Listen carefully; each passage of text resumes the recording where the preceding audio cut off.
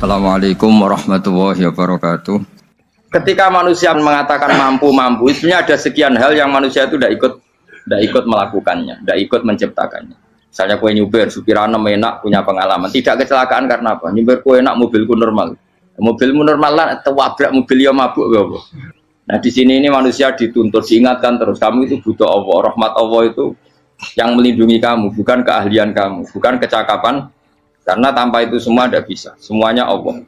Ya, tapi manusia tadi gara-gara misalnya tadi mobilnya normal, dia punya keahlian nyuber, terus mengklaim kalau keselamatan dia itu karena hati-hatinya dia, karena mobilnya normal.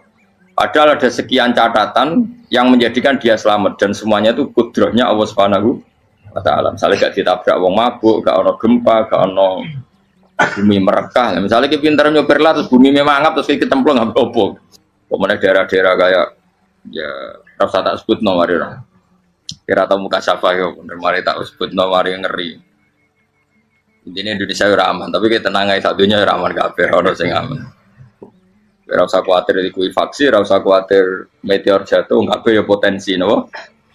Potensi semua. Sehingga ini sedikit saya ijazahkan. Suatu saat kata Rasulullah, saya yang Mu'ad melihat kamu hanya sejengkal di depan para ulama ketika nanti di akhirat. Terus Mu'ad tanya, Rasulullah tanya, kenapa kamu hanya satu jengkal dengan derajatnya para ulama ketika sowan Allah? Jawabnya Mu'ad, kamu punya amal apa? Jawabnya Mu'ad, ya Rasulullah, saya tidak pernah melangkahkan satu kaki kecuali saya tidak pernah yakin apa bisa melangkahkan kaki yang satunya. Dan saya tidak pernah mengunyah satu makanan kecuali saya juga tidak pernah yakin apa bisa menelannya. Dan saya tidak pernah bernafas satu nafas kecuali saya tidak yakin apa bisa nafas berikutnya. Saking dia tergantung ta'aluk semuanya sama kudrahnya Allah Subhanahu wa Ta'ala. Kalau kita ini kan sok. Kalau makanan sudah di depannya kayak pasti bisa makan. Kalau dia sudah sehat jalan seakan-akan pasti bisa meneruskan. Padahal 0, sekian detik melaku dihantam mobil ya selesai. Misalnya stroke ya selesai, tidak bisa jalan.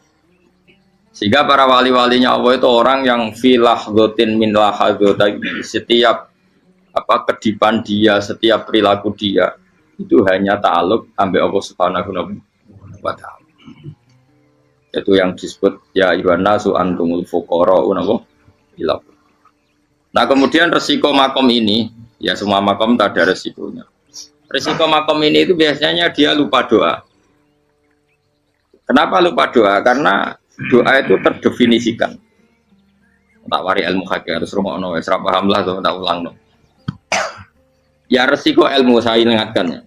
Ilmu itu kan ada dua. Ada ilmu yang karena didefinisikan. Dan itu akhirnya menjadi masalah. Sebenarnya ilmu itu tidak perlu definisi. Kedua ilmu yang kita rasakan. Misalnya gini, kalau saya tanya, kamu pernah nggak minta jadi punya uang banyak? Nggak bertanya, pernah nggak minta? Terus artinya minta itu apa? Terus kita mendefinisikan, menengadahkan tangan, bilang ya Allah, saya minta uang banyak, saya minta ingin beli mobil. Itu namanya apa? Tidak jauh saja. Doa kan? Itu kesalahan kita. Kesalahan kita mendefinisikan doa itu, misalnya menengadahkan tangan dan memohon dan menyebutkan permohonannya itu terus disebut doa. Tapi kalau menurut Allah, sistem tubuh kamu yang menghendaki punya mobil, sistem tubuh kamu yang ingin punya uang banyak, reaksi tubuh kamu yang terhinakan karena ditagih orang atau butuh uang, ini menurut Allah ya sudah kamu itu peminta-minta. Saya ulang lagi ya. Sehingga menurut Allah kamu minta tidak minta ya tetap berstatus peminta, pengemis. Nah, orang-orang yang sudah wusul, meskipun itu kondisional ya tidak selalu, itu ya dia pikirannya mengadahkan tangan apa enggak ya sama saja tubuhnya merasa minta, sehingga dia tidak perlu mengekspresikan minta. Nah, terus orang yang fikih bilang seperti itu tuh sombong, wong kok gak tahu dungo. Sebetulnya keliru vonis orang fikih. Bagaimana mungkin dikatakan sombong? Dia reaksi tubuhnya, elemen tubuhnya sebetulnya meminta. Dia tidak berkategori meminta karena ilmu kadung didefinisikan kalau minta itu yang seperti ini. Itu kan lama. Nanti kalau suatu saat Indonesia yang kuasa itu terlalu NU atau terlalu yang tidak NU, lama-lama ada definisi. Misalnya yang dikatakan tahlilan itu apa? Ya bid'ah, Nabi tidak pernah tahlilan. Sahabat gak pernah nahlilin Nabi, malah ngajak kaji Nabi jadi tahlil. Mana nih tahlilan jalukno sepuro mayit, ngaji Nabi jalukno sepuro. Sehingga dengan tradisi itu tahlil itu masuk definisi bid'ah, karena nggak pernah dilakukan sahabat dan para tabi'in. Ya salahnya kamu definisikan. Tapi kalau udah kamu definisikan, diarani tahlil, ya mau la ilaha illallah. Terus mungkinkah satu bacaan la ilaha illallah dilarang? Wong ora oleh maca kalimat tauhid. Jadi misalnya tahlil itu nafadno kalimat tauhid. Oke tok ya orang ora iso dilarang, tapi nak tahlil itu mitung dinane mayit kaya bodho, sakmane kriminal.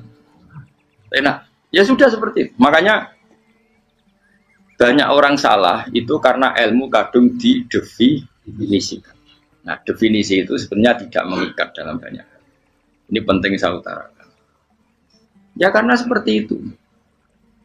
Makanya itu masalah-masalah besar antara kita dan firqah-firqah yang lain, masalah ahli sunnah, terus masalah yang lain-lain. Memang ya sudah seperti itu.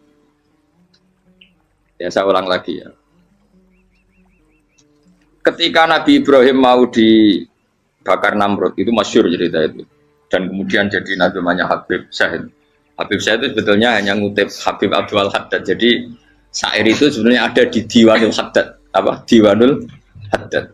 Diwanul Haddad itu syair-syair Abdul Haddad ketika beliau usul, beliau mukasyafah. Terus bagian dinyanyikan Habib Syahid terus jadi populer. Saya ulang lagi ya. Tubuh kita, misalnya kamu lapar, perut kamu kan mereaksi minta makan. Andaikan kamu itu Tuhan, kan kamu tahu bahwa perut kamu itu minta makan. Tanpa kita bilang, ya Allah saya minta makan, Allah tahu kalau reaksi tubuh kamu minta makan. Sehingga orang yang tidak minta pun asal makomnya makom yang ikror, mengakui kalau dia butuh, ya namanya sudah minta. Tapi fikih kadang mendefinisikan sing darane minta itu hanya madhep kiblat terus menengadakan tangan dan sebagainya. Ya sudah kita sebagai orang pengikut ya yang ikuti fikih, yang ikuti tasawuf, sebetulnya itu definisi yang sepihak. Sehingga ketika Nabi Ibrahim mau dibakar Namrud, masyhur itu cerita itu. Beberapa hari mungkin bulan-bulan orang disuruh Namrud tarik kayu sebanyak-banyaknya. Ketika kayu sudah terkumpul mungkin satu lapangan, Ibrahim mau dibakar. Pegawai Namrud itu bingung caranya mencalok Ibrahim. Mereka saking gedene napa? Api. Nak dicalok ado iku ratok tengah. Nak diparekno iku kepanasan. Masyhur.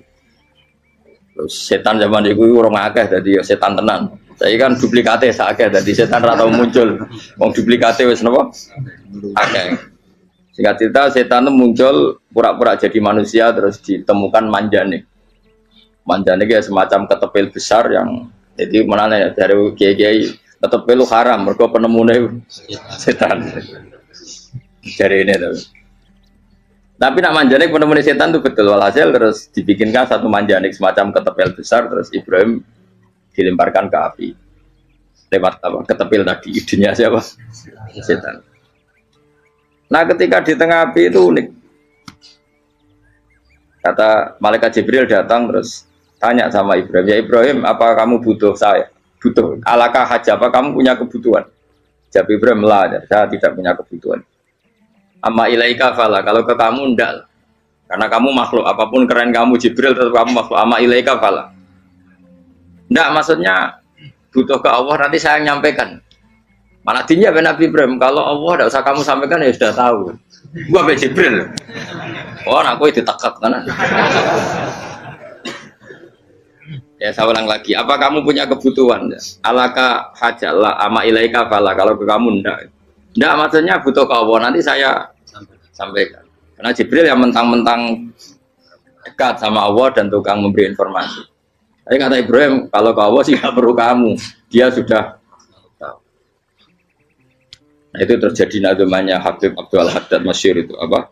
Hasbi min suali ilmuhu bihali. Jadi cukup ilmunya Allah itu menjadikan saya tidak perlu minta. Hasbi min soali ilmuhu bihali. Jadi ada kondisi tertentu yang para wali itu, saya ulang lagi, kondisi tertentu yang para wali itu ya tidak minta. Tapi kalau itu ditiru jenengan semua ini jadi keangkuhan. Kenapa? Wes ora ndonga tangane ditenangano, atine ya ora eling pangeran, kan akhirnya tak jaluk tenan itu. Jadi aja niru wali-wali. Nah, wali-wali itu kan misalnya tangannya tidak menengadah tapi semua sistem tubuhnya merasa butuh sama. Saya itu pernah gitu. Tapi itu kondisional dan saya juga ngulang tidak mesti bisa. Ketika saya umroh itu pernah saya ada satu kondisi itu doa ya di putaran pertama dok. Di putaran pertama saya berdoa ya agak banyak di multazam. Putaran kedua mau berdoa sudah tidak berani lagi.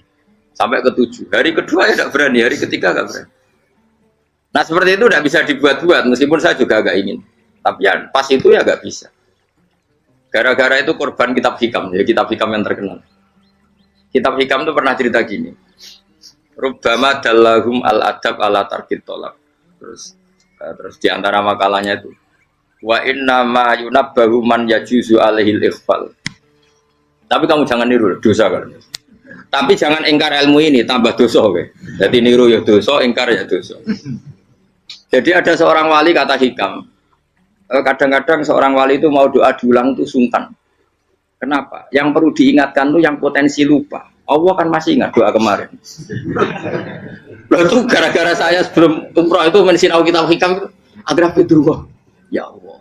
Sing tak dongani wingi ejek eling kok tak eling nomen. Jadi wa inna ma yunabbahu man yajuzu alil fal, yang bisa diingatkan hanya orang yang potensi lupa. Sementara Allah tidak akan. Tapi kan akhirnya dongane eling. Ya Allah kayak kemarin. Hari ketiga ya Allah kayak. Makanya menurut saya ilmunya orang hakikat itu juga ada sisi kriminalnya karena ya tadi. Tapi kamu ingkar ya keliru. Memang Allah gak mungkin lupa, ngapain kamu ingatkan. Makanya menurut saya Allah itu manggat terbaik, bener-bener Rahman Rahim. Mestinya nak Allah terbaik, itu ngomong bedino malah ngamuk. Lah aku lali tapi mbok elang ngeling dong. Tapi Allah itu ya maklumi ya, dengan kekeliruan. Kita ini kan selalu keliru, dongo terus ya keliru sebetulnya, karena seakan-akan kan mengingatkan seseorang yang mungkin lupa. Wong Allah tidak pernah lupa kok, kamu ingetin terus. Atau kamu menggurui Allah, yaitu ya Allah nang sebadani kalau di duake, padahal nggak mesti maslahat bagi kamu. Duake orang mesti maslahat bagi kamu. Maka ada sekian contoh yang wali itu dibully pangeran. Saya sering cerita, banyak cerita wali itu dibully pangeran, digarap ya pangeran. Ini gara-gara salah dewi. Saya pernah cerita dan itu ada di hikam betul di kitab itu ada. Ada wali itu tukang hamal itu manol di pasar, itu tukang angkut. Jadi kalau ada orang bawa barang berat diangkut dia, terus misalnya ke kalau dulu mungkin ya ke kereta atau ke singkat cerita terus diupahi. Saat dapat apa dia pasti pulang karena dia hanya butuh makan satu piring, karena dia tirakat makan satu piring untuk ibadah 24 jam. Singkat cerita dia ngeluh ya Allah. Kamu tahu, engkau tahu saya ini pecinta engkau, saya ini hanya butuh makan satu piring untuk kuat sholat, tapi kenapa harus jadi juru manol? Berilah saya rezeki yang tanpa kerja. Nah, selang sekian hari dia dituduh maling, terus di penjara, terus dapat rezeki tanpa kerja. Dia ya Allah kenapa jadinya gini, kan kamu minta rezeki tanpa kerja, ya itu penjara itu rezeki tanpa kerja kan. Jadi Allah memperlakukan para walinya itu memang unik. Ya kadang dibully. Sehingga dalam cerita-cerita kenabian, kata Qadiyat itu, nggak ada orang yang sering dibully Allah kayak nabinya.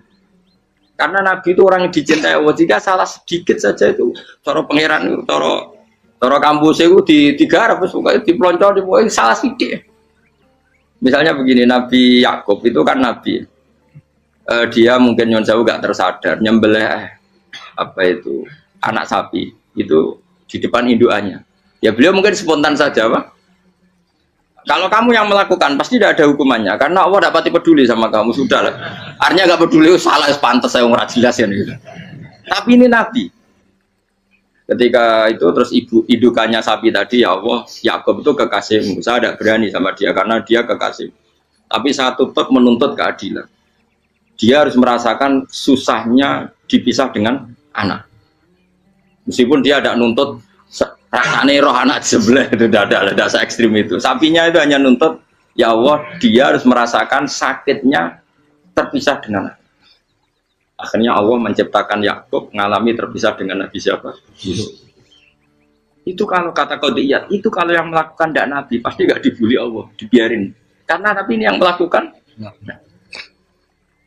Terus ini Nabi Yusuf lagi, mana rasa daftar wali berat. Nabi Yusuf itu di penjara itu karena terdolimi apa karena memang dia salah? Terdolimi. Dan ya Yusuf itu Nabi. Nabi Yusuf itu Nabi betul memang benar-benar. Meskipun ganteng dia Nabi. Syaratnya Nabi ganteng kira-kira mlebu. Nabi itu harus ganteng, nggak boleh. Nabi elek ora oleh. Karena Allah izin di kekasih keriting elek. Allah itu di selera. Kabeh Nabi mesti yang paling ganteng di kaumnya, yang paling nasak. Nggak boleh Nabi kok pesek, keriting, enggak boleh. Tapi kalau sudah jadi orang soleh boleh. Tapi kalau Nabi enggak boleh. Nabi Yusuf ganteng. Masyhur kan cerita Nabi Yusuf dengan siapa? Zulaikha.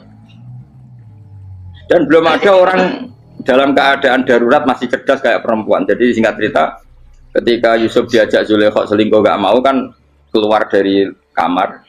Dalalah kebetulan wa alfaya sayyidah Rajal. Itu si Zulaikha tadi spontan langsung bilang, wahai suamiku, apa hukuman orang yang ingin menodai keluargamu? Itu wong wedok. Padahal dia agak terencana, dia pun nggak bayangkan kepergok suaminya. Itu dalam keadaan kepergok itu masih cerdas. Suamiku, apa hukuman orang yang mau menyelingkuhi keluarga Anda? Singkat cerita suaminya murka, terus Yusuf di penjara, terdolimi. Ketika di penjara, kemudian Yusuf punya keahlian mentakwil apa? Mimpi. Kan tadi suaminya Zulaikha itu tidak sampai raja ya, kira-kira PM atau menteri. Raja itu punya mimpi yang bisa nakwil itu hanya Yusuf. Singkat cerita, terus utusan raja datang ke Yusuf dan takwilan Yusuf terbukti benar. Tapi Yusuf ini seorang nabi, seorang lagi Yusuf seorang nabi dia, tapi ya manusia. Bilang gini ke utusannya, coba bilangkan ke raja kamu di penjara ini ada orang yang di penjara secara terzalimi, yaitu saya. Tolong laporkan ke majikan. Itu Allah tersinggungnya itu bukan main. Nabi kok lapor makhluk. Itu tersinggung. Nah, aku kan gak baby. Kowe ngajono proposal ya ora baby. Wis pokoke Allah kowe wis ra baby wis. Wong sumben swargane ya ora langsung wae ngono pokoke kira-kira kan sudah tidak perlu ditegur. Makanya fa'an sahu syaitanu dzikra rabbi fala bitha fi sijni bid'asin. Maka Allah mentakdirkan utusan raja tadi itu lupa melaporkan peristiwa Yusuf ke raja tadi. Sehingga raja gak pernah dengar kalau ada orang di penjara karena Allah tersinggung. Wong kowe ku nabi kok lapure ambek penguasa. Ngono tok iku wis Allah tersinggung. Karena dia nabi, gak boleh nabi lapor makhluk. Jadi Allah itu dengan nabi itu sangat-sangat sensitif. Sangat-sangat sensitif. Begitu. Terus cerita yang terkenal, meskipun ini nggak ada di Quran, Nabi Musa. Nabi Musa itu pernah sakit gigi karena dia mentang-mentang kalimullah, orang yang sering komunikasi dengan Allah, minta ya Allah, tolong tunjukkan obat gigi saya itu apa. Dan ini sama Allah dikasih tahu, kamu ngunyah suket ini, gitu. rumput ini kamu kunyah nanti pasti sembuh. Karena resepnya dari Allah ya pasti mujarab, kan nggak ke dokter. Sehingga tidak dikunyah terus sembuh. Suatu saat dia sakit gigi lagi, nggak konsultasi lagi karena masih punya resep tadi kopian apa resep. Dia datang nyari suket yang sama dikunyah tambah sakit. Tanya sama ya Allah ini kan resepnya yang sama, kenapa tambah sakit? Kata Yusuf, kata Allah, kamu itu kekasihku. Ora nak sing ngobati ku aku ra suket sembrono. Semenjak itu Yusuf Nabi Musa pernah taruh resep lagi sudah. Andai kan tuh kamu, pasti Allah juga gak tersinggung. Makanya kata qadiyat, kenapa para nabi sering ditegur itu bukan karena Allah murka, nabi itu beda. Jadi kesalahan kecil atau apa-apa yang menurut kita ada salah itu untuk nabi salah. Makanya di ahli sunnah ada kaidah apa? Mimba bi hasanatil abror sayyi'atul muqarrabin. Pernah dengar kaidah apa? Mimba bi hasanatil abror sayyi'atul muqarrabin. Sesuatu kalau dilakukan umumnya orang itu hasanah atau kebaikan, tapi kalau dia lakukan para nabi itu salah. Karena apa ya? Saking dekatnya dengan Allah. Saya ulang lagi apa? Mimba bi hasanatil abror sayyiatul muqarrab. Jadi Nabi itu beda. Nah, para nabi itu orang-orang yang ngalami fikir yang doa resmi kayak siapa tadi? Definisi fikir ya sering. Kayak definisi orang tasawuf yang sering. Sehingga ketika Nabi berdoa ya memang secara disiplin ilmu yang namanya berdoa ya minta Allah dengan mengadakan tangan. Ketika enggak berdoa karena Nabi sadar Allah tidak perlu diingatkan lagi, pasti masih ingat. Gitu. Jadi dua-duanya benar terus. Makanya Nabi itu lam yazal fitaroki, Nabi itu selalu naik derajatnya. Karena pas minta ya benar, pas tidak minta ya. Kalau kamu turun terus. Pas minta itu karena tomak kamu, hadun nafsi kamu, serakah kamu, tapi nggak tahu diri, pantas taura dengan permintaan. Kayak gue misalnya jongo dia jadi wali, isonya Allah tersinggung, bocor atau tirakat atau dia harus jadi wali. Tapi gak dongo ya Allah tersinggung, kere atau dongo. Jadi orang kalau tidak wali itu sudah keliru terus. Jadi gue di sepuro, tapi tak kira itu akeh. Ya jajal gitu ngajak wali kok sabtu kok dirjelang. Kira-kira Allah tersinggung apa nyembah jadi? Kira-kira tersinggung. Tapi misalnya kira tahu dongo kepengen kau Imam Syafi'i, apa yang tersinggung? Bocah ora di idola. Terus piye Gus? Piye kadung salah biasa wis. Wis bakat salah no. Bakat salah.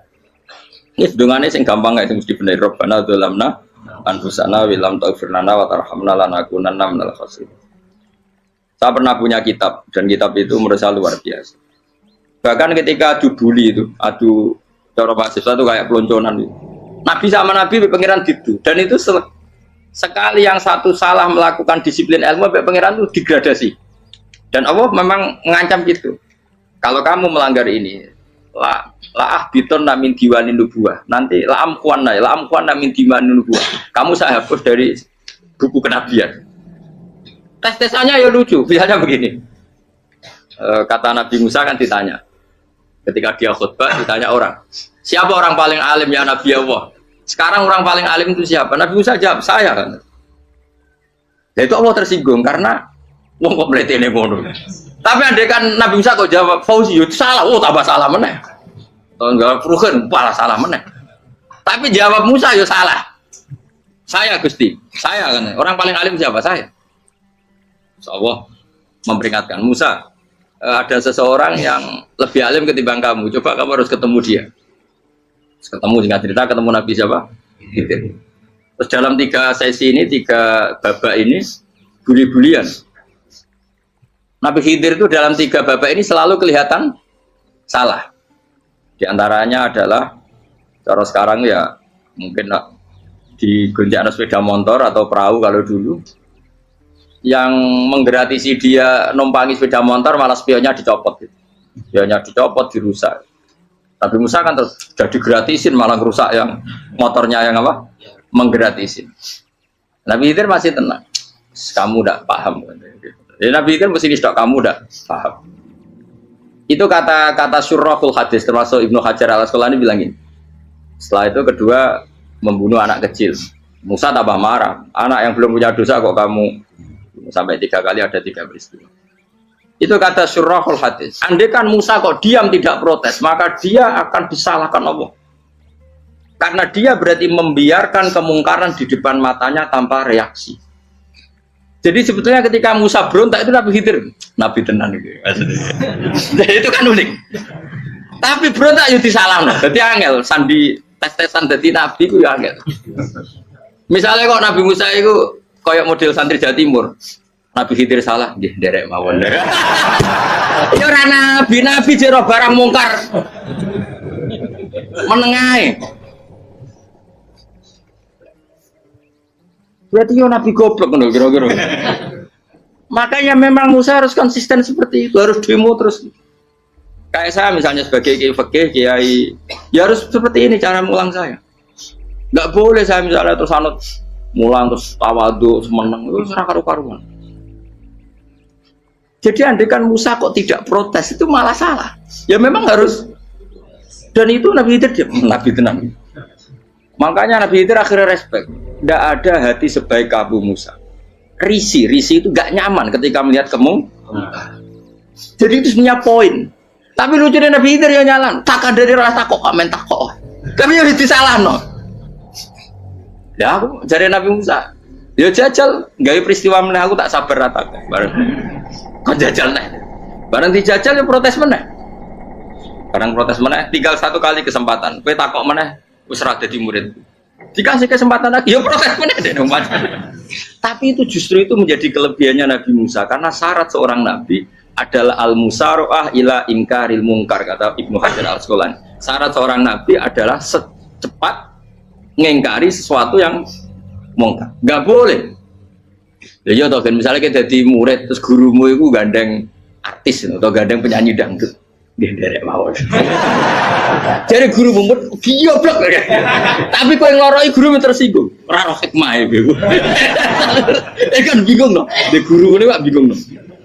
Soalnya kayak guru jadab, dorong Jawa Timur apa? Gurumu gandeng penyanyi dangdut. Reaksimu biasa saya takut. Ayo loh, nah elek kan gak iri. Biasanya nah elek itu gak iri. Sekarang pak. Sing ayu, sing potensi iri. Kira-kira reaksi kamu itu milih derek mawon apa berontak? Golek nak gurumu wong alim mesti nak pasti meneng. Muridku gila bener, gak sensitif. Roh barang mungkar dilakukan di depannya kok tidak reaksi, tidak protes, geblek tenan. Tapi lucunya guru mau nak protes ya, gak luwe akhlak. Guru lagi senengnya kok ora oleh. Nah Nabi itu kan bully-bulian. Jadi Nabi Khidir dengan Nabi Musa itu tepat-tepat. Karena dua orang ini sama-sama kekasih Allah. Itu Nabi Musa justru barokahnya itu dia tidak pernah kelasmennya di bawah Nabi Khidir. Semua ulama sepakat kelasmennya Musa tetap di atas Nabi Khidir. Sehingga yang berlaku ya tetap ilmunya Nabi Musa bahwa membunuh anak kecil tidak boleh, merusak perahu milik orang lain tidak boleh. Karena Allah tetap lebih respect dengan ilmunya Nabi Musa. Nabi Khidir tetap ilmunya nggak dipakai, meskipun dia disebut hakikat. Karena ilmunya Nabi Khidir ngani ngoyo. Ngani ngoyo wong ape mutusno ngenteni nginceng Loh Mahfud. Lah sing iso iku sapa? Barang ra mungkin kok. Makanya Nabi Khidir terakhir menutup kalimatnya wa ma fa'altuhu an amri. Dzalika ta'wilu ma lam tasdi alaihi sob. Aku dhewe nglakoni ini ya ora roh, wis ditakdir nglakoni ngene wae. Dadi Nabi Khidir ya ora paham. Jadi wa ma fa'altu an amri itu terakhir kira-kira artinya saya sendiri tidak melakukan ini karena inspirasi saya sendiri atau keputusan saya sendiri. Tahu-tahu saya ditakdir melakukan. Karena pas itu Nabi Khidir disetting semuanya dengan ilmu hakikat. Yaitu bayi tadi memang kutiba kafiron. Kutiba kan apa? Kafiron. Memang dia nanti kalau umur nganti tua ditakdir mati kafir. Daripada mati kafir nanti ya sudah mati sekarang. Tapi nggak mungkin kan ada syariat daripada soben beling pateni kecil. Ora ono syariat, tetap ikut Nabi Musa. Makanya kata Ibnu Hajar Al-Asqalani itu uniknya Allah sama para wali-walinya. Wali ku klirullah itu tuh disenengi pengen. Terus pangeran nabi-nabi ini yo kecil-kecil kan yo pancen nak wong. Terus keempat kan. Tadi kan saya punya contoh 3, ini contoh keempat, ini terakhir. Kagian kok ilmu merah cukup tetap malah bingung enggak. Nabi itu minggat itu boleh enggak? Tanpa pamit, minggat itu pergi enggak pamit itu boleh enggak? Enggak boleh. Rasulullah meskipun kayak apa disakiti di Mekah itu enggak pernah minggat, enggak pernah hijrah. Saya ulang lagi, karena butuh izin. Tapi Allah pernah punya kekasih yaitu Nabi Yunus. Nabi siapa? Yunus. Itu Quran meredaksikan ya abako. Abako itu terjemahnya apa? Minggat. Kalau pergi itu dahaba. Tapi ini Allah meredaksikan itu abako. Abako itu ya minggat. Nabi Yunus itu dakwah di daerah Nainua. Ya. Nainua itu ya Babylon sana. Kampungnya namanya Nainua. Ya daerah Babylon. Babylon itu kalau di geografis modern ikut Irak. Ikut mana? Irak. Jadi Kufa, Basra, Babylon.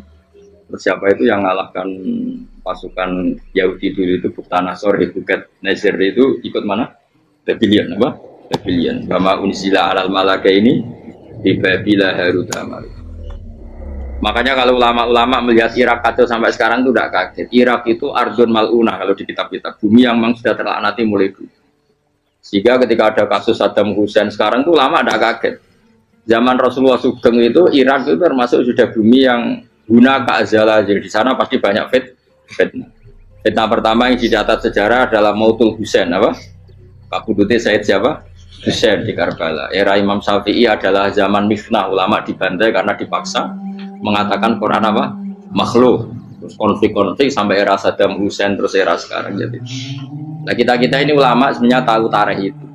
Tapi di era modern kan dianalisis karena campur tangan ini itu ya sudah lah. Sebab goblok pun daripada ngebantah-bantahan olahraga. Ibu goblok, ibu pinter. Sekarang kan analisisnya kan, wah ini ada campur tangan pihak ketiga diciptakan ya sauni ini. Ya kalau intelijen harus ngomong seperti itu. Kalau kita seperti ulama memang dari dulu dicap Nabi hunalika az-zalazil wal fitan. Saya teruskan. Nabi Yunus itu dakwai kaumnya itu lama sekali dan tidak iman. Nah semua nabi kalau kaumnya tidak iman itu diberi hak Allah ngancam akan adanya adab apa? Ngancam akan adanya adab. Nabi Yunus ngomong gitu terusin. Nanti kalau kamu tidak iman itu pasti kena adab. Anggap saja dia ngancam gitu sudah berbulan-bulan. Singkat cerita, adab baru tinggal 3 hari lagi. Ayo nang iman, tinggal 3 hari lagi. Ya kira-kira dia ngomong misalnya Ahad, berarti Ahad, Senin, Selasa, atau kamu milih Selasa ya Rabu, Kamis. Singkat cerita Ahad itu dia gak kuat. Wah semuanya kurang telung dino kaumku tetap orang iman. Mangkel asal minggat deh. Mau minggat ya jadi mau minggat kan nggak punya tujuan. So asal pergi jauh saja. Ada perahu, sekenanya dia naik saja. Namanya minggat nih. Kalau bawa bekal terencana, bawa visa paspor kan plesir namanya. Jadi minggat tuh ya gak, ya sekenanya nggak persiapan. Singkat cerita sampai ikut perahu nelayan tadi terus zaman itu ya ada mitos kalau ada gelombang yang nggak wajar pasti ada orang minggat. Terus ditanya siapa yang minggat Nabi Yunus kan orangnya jujur saya katanya. Ya sudah yang minggat harus dicemplung no, gitu. Ya, terus ada yang agak baik ya jangan gitulah. Ini kan kita semua butuh selamat. Judi dulu. Judi satu lagi ketemu Yunus. Coba mungkin salah udahnya Judi lagi ketemu sampai 3 kali ya ketemu Yunus. Makanya fasahama fakana minal mudhadis diuji dia kalah kemudian tenggelam. Fal taqamahul khutu wa huwa mulim. Terus dia diuntal, ditelan oleh ikan nun. Nah, di situ ikan nun digambarkan saking besarnya itu. Dan ini uniknya Allah sama kekasihnya. Sudah Allah menyalahkan tapi unik. Ikan ini kan itu sama Allah dikasih instruksi. Kamu nggak boleh makan dia. Dia kekasih saya. Terus ketika di tengah di perut apa? Ikan. Dia kegelapan. Terus Nabi Yunus cita-citanya satu ya Allah. Kalau saya sumpah kiri saya tidak bisa baca tasbih. Akhirnya sama Allah disulap perut ikan itu jadi masjid. Jadi dia di dalam perut ikannya santai saja tetap wiridan. Santai. Fana ada fi dzulumati alla ilaha illa anta subhanak inni kuntu minadz dzalimin. Ya dia santai aja wiridan karena perut ikan bagi dia adalah masjid. Ya dia disalahkan Allah karena abako tadi minggat hijrah tanpa pamit. Tapi juga dibela-belain Allah ikan tadi tidak boleh nelan. Ini perlakuan Allah sama orang yang bikin. Tapi karena dia nabi uniknya apa? Dino Ahad itu kaumnya do nginceng omah Nabi Yunus. Rame-rame nginceng. Lucunya cara nginceng gini. Nak Yunus neng omah berarti bodoh nih. Wong omah ono adab kok dene tengok. Bareng dinceng Nabi Yunus tuh gak ada. Oh tenan ono adab. Mulane wonge rawani neng omah. Itu uniknya pangeran. Jadi umpama dekne ra minggat yo salah. Umpama dekne ora minggat berarti kaumnya jane apa ono adab ono gempa bumi liku faksi kok dekne neng omah. Lah nek ono tenan ra mlayu. Nyatane gak mlayu. Jadi Mbak Allah didesain minggat. Tapi nak minggat disalahno Nabi yo ora pamit. Makanya masyhur saya itu punya kitab karangannya Habib Alim Alamah, mbah-mbahnya Habib Anis, Habib Ali bin Husain yang ngarang apa? Ali bin Muhammad bin Husain karang yang disebut Duror itu. Itu diantara doanya gini. Tapi jangan gitu loh, biar awal sih. Aku rawani niru. Cuma saya hafal secara ilmu, tapi saya ada branding. Waj'al sayyiati man ahbabta. Ya Allah, jadikan kesalahan saya itu kesalahan orang yang kau cintai. Terus pokoknya salah lagi jadi pengiran kadung seneng, salah lagi sampai wae wong seneng. Waj'al sayyiati man ahbab. Terus koyo kowe lah dimanja wong tuamu, anak paling disayang. Salah wae lucu. Kowe cah cilik. Kowe seneng cah cilik. Salah wae lucu. Cano gelas ya lucu, tiba ya lucu. Tibane cah tuwek-tuwek. Bocah jelalatan mulane tiba. Nah itu barang kau menginceng omahe Nabi Yunus gak ono wong. Wah, berarti adab mau turun betul. Andai kan adab tidak jadi turun, pasti Nabi Yunus berani di tenang. Wes bareng mulai malam Kemis, wadab itu sudah kelihatan. Ada puting beliung, ada apa, sudah jelas pasti ada. Kaumnya yang lapangan tobat finish. Secara bal-balan menit-menit apa? Terakhir. Wah itu agak pengen ditompo tobatnya. Wes gak sido tak adab bang kue tobat.